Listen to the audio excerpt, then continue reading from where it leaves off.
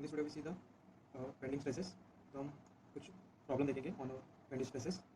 तो before starting the problem, यहाँ पे इक्वेशन ऑफ बेंडिंग है। तो equation of bending is sigma B upon y is equal to M upon I is equal to E by R. ये इक्वेशन बहुत important है। हम जब प्रॉब्लम सॉल्व करते हैं बेंडिंग स्ट्रेसेस का, तो इस इक्वेशन को हमें यूज़ करना पड़ता है बेंडिंग स्ट्रेस निकालने के लिए। तो problem is find the maximum bending stress at point C. Note that the cross section of beam is in form of inverted T. तो क्वेश्चन है, यहाँ पे क्वेश्चन में हमें बीम दी है ए टू ई। तो यहाँ पे ही सपोर्ट है ए पॉइंट पे एंड ई पॉइंट पे रोलर सपोर्ट है। एंड तो इस बीम का cross section inverted T means T को उन्होंने उल्टा कर दिया और उसका इसका इस बीम का क्रॉस सेक्शन है। तो हमें क्वेश्चन में पूछा है हमें मैक्सिमम बेंडिंग स्ट्रेस निकालना है एट पॉइंट सी, मतलब हमें सिग्मा बी फाइंड आउट करना है। तो हमें यहाँ पे फॉर्मूला तो पता है इक्वेशन ऑफ बेंडिंग का, तो इस इक्वेशन को हम यूज़ करेंगे बाय सॉल्विंग दिस प्रॉब्लम। तो इसको सॉल्व करते हैं। तो फर्स्ट हम इसकी रिएक्शन निकालते हैं at point A and at point E. तो रिएक्शन कैलकुलेशन,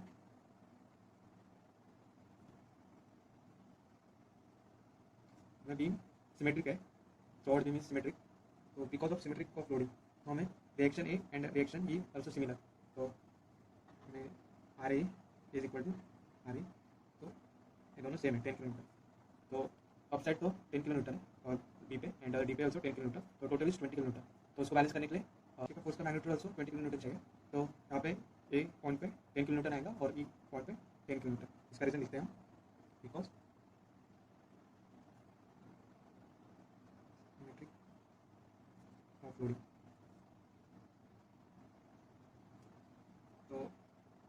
तो इसके हम बेंडिंग मोमेंट डायग्राम निकालते हैं। तो बेंडिंग मोमेंट डायग्राम सिमेट्रिक है तो कुछ ऐसे आएंगे। यहाँ पे ए पॉइंट है, यहाँ पे ई पॉइंट है, और this is the B end this is the C point, sorry D point. तो बेंडिंग मोमेंट डायग्राम कुछ इस प्रकार आएंगे। अगर आपको बेंडिंग मोमेंट और शेयर फोर्स नहीं निकालना था तो मैंने उसके लिए एक वीडियो बनाई है, उसे देख सकते हैं। तो बी पॉइंट पे बेंडिंग मोमेंट कितना आएगा, तो हम यहाँ से इस पार्ट को कट करते हैं और उसका मोमेंट निकालते हैं। तो यहाँ पे ए पॉइंट पे अपवर्ड साइड अपवर्ड डायरेक्शन में 10 किलोमीटर फोर्स एक्ट कर रहे हैं और ई पे ऑल्सो 10 किलोमीटर। तो और हम साइन कन्वेंशन लेंगे बेंडिंग मोमेंट के लिए। अगर हम लेफ्ट साइड देख रहे हैं तो क्लॉकवाइज डायरेक्शन को पॉजिटिव, एंड अगर हम राइट साइड देख रहे हैं तो एंटी क्लॉकवाइज डायरेक्शन को पॉजिटिव कंसीडर करेंगे।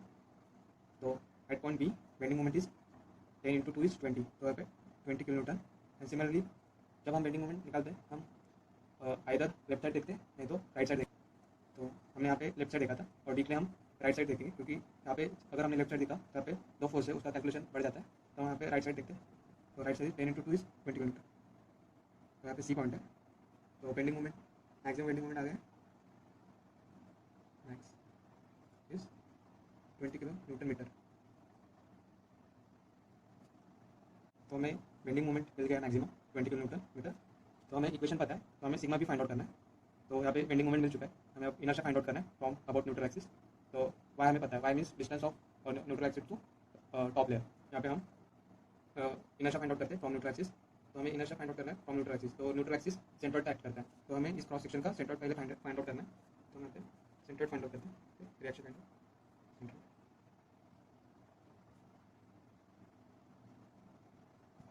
जो क्रॉस सेक्शन है वो symmetric with respect to y axis है, जो तो उसका जो सेंट्रोइड है तो यहाँ पे वाई एक्सिस पे लाई करेगा।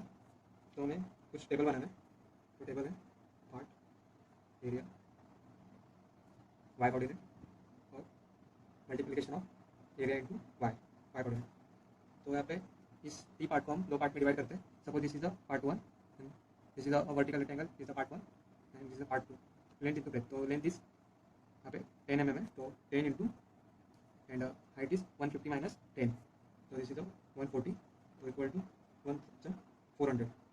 तो और उसका वाई कोऑर्डिनेट निकालते हैं। तो इसका जो फर्स्ट पार्ट का सेंटर है कुछ इस सेंटर के रेक्टेंगल के सेंटर में एक्ट करता है।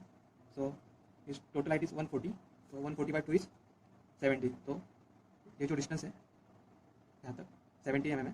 तो हम बेस से सेंटर कैलकुलेट कर रहे हैं। तो 70 + 10 mm दैट इज 80। तो यहाँ पे मल्टीप्लाई करेंगे 1400 × 80 112,000। अब हम सेकंड पार्ट के लिए कैलकुलेट करते हैं। तो second part is horizontal rectangle. तो हम इसका एरिया निकालते हैं, length into breadth. Length is 150, तो 150 इंटू ब्रेथ इज 10, तो एरिया बिकम 1500 और उसका वाई कोऑर्डिनेट रहेगा फ्रॉम बेस, इसके सेंटर में एक्ट कर रहा है हॉरिजॉन्टल, रेक्टेंगल के सेंटर में एक्ट करेंगे इसका सेंटर पार्ट 2 का। तो 10/2 इज 5, तो 5 यहाँ पे मल्टीप्लाई करते हैं एरिया इंटू कोऑर्डिनेट, तो 1500 इंटू 5 इज 7500। तो यहाँ पे हम समेशन लेते हैं क्योंकि हमें वाई बार निकालना है इस टी सेक्शन का। तो समेशन ऑफ एरिया, तो 1400 plus 1500 is 2900 and summation of A into y, तो 0 0, तो y bar is equal to summation of A into y upon summation of A. So 119500 upon 2900, तो वाई बार लिखा, वाई बार इज 41.2 mm कर। तो यहाँ पे मैं रफ फिगर बनाता हूँ।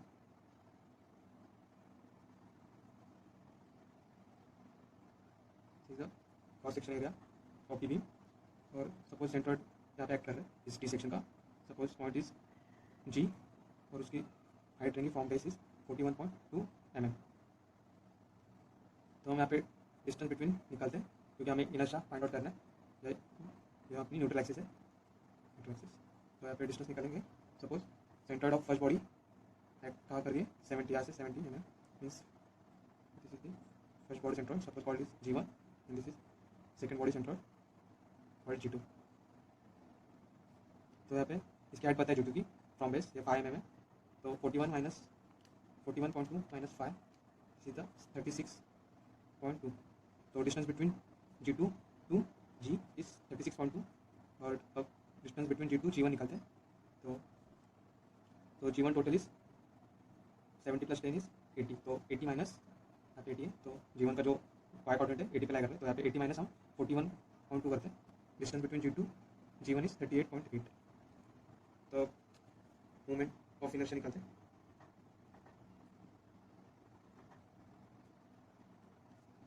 तो हमें फॉर्मूला में इनर्शिया न्यूट्रल एक्सिस के अबाउट निकालना है। तो न्यूट्रल एक्सिस कहाँ पे एक्ट करती है, जहाँ पे सेंटर एक्ट करता है, तो सेंटर एक्ट कर रहा है, तो यहाँ पे न्यूट्रल एक्सिस है अपनी, तो यहाँ पे inertia about neutral axis inertia of first body plus inertia of second body. तो इनर्शिया ऑफ फर्स्ट बॉडी निकालते हैं, तो inertia of first body about G is BD3/12। तो यहाँ पे लिखते हैं inertia of first body plus inertia of second body. तो inertia of first body is BD3/12 plus जो, लेकिन हमें न्यूट्रल एक्सिस के अबाउट इनर्शिया फाइंड आउट करना है, तो यहाँ पे कुछ कम ऐड होंगी, area into R square, suppose this is R1 square क्योंकि distance between G2 G1। Now inertia about neutral axis of body 2, तो यहाँ पे फॉर्मूला आएगा BD3/12 plus A into R2 square. तो इसको हम सॉल्व करते हैं। तो फर्स्ट पार्ट है हमारा वर्टिकल रेक्टेंगल, उसकी ब्रेथ है 10 mm, तो 10 into depth is 150 minus 10 is 140 the cube upon 12 plus area हमने निकाला है 1400 into R1 is 38.8 square, 38.8 square. This is the moment of inertia about neutral axis of body 1, body 1 के लिए था, plus inertia of second body about neutral axis. तो यहाँ पे second body की ब्रेथ है 150 और डेप्थ है 10 mm, तो 10 द क्यूब अपॉन 12 एंड यहाँ पे एरिया है सेकेंड बॉडी का 1500 एंड हमने अभी डिस्टेंस कैलकुलेट किया R2 इज 36.2 स्क्वायर, और इसको हम कैलकुलेट करते हैं।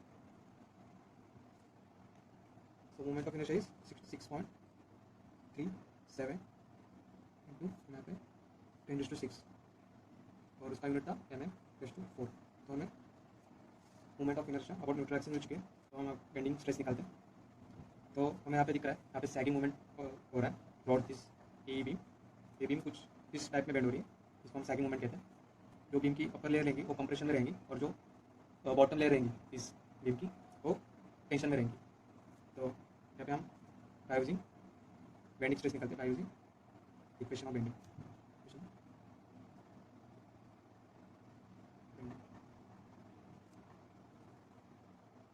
तो equation of bending is bending stress upon y is equal to m upon i।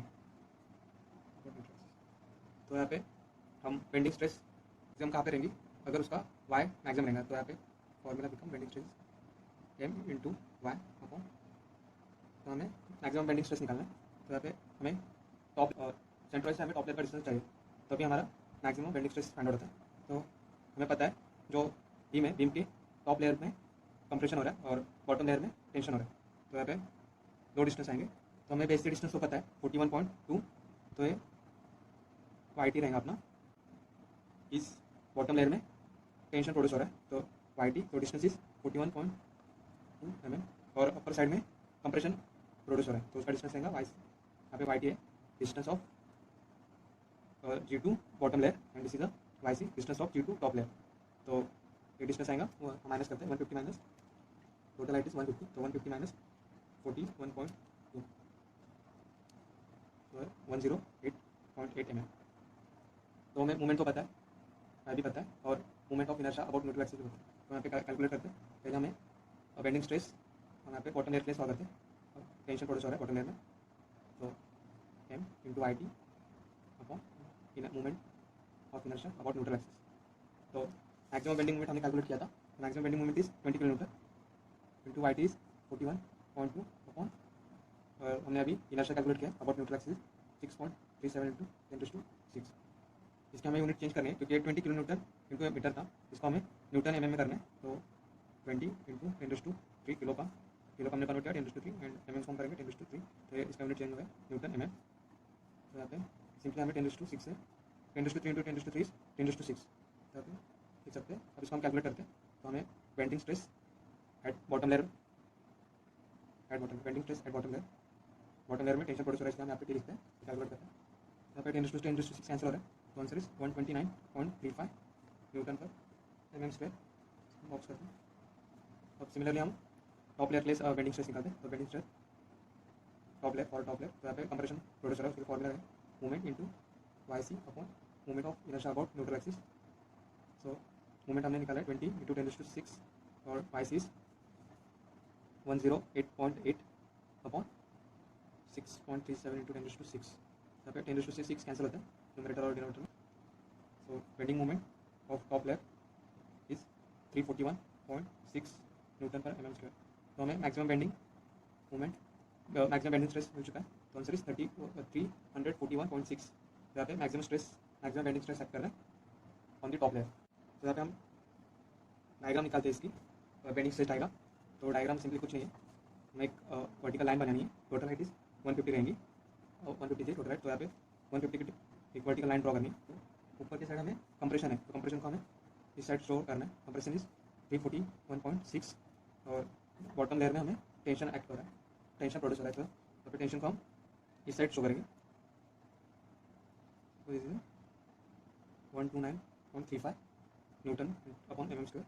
और हमें सेंट्रोइड पता है इसका कहाँ पे एक्ट कर रहा है, तो यहाँ पे सेंट्रोइड एक्ट कर रहा है from base, height is 41.2 mm और रिमेनिंग हाइट इज 108.8। तो इसको हम सिंपली जॉइन करेंगे, this diagram called bending stress diagram. I hope you understood this problem. If you like this video, then share this video and subscribe my channel.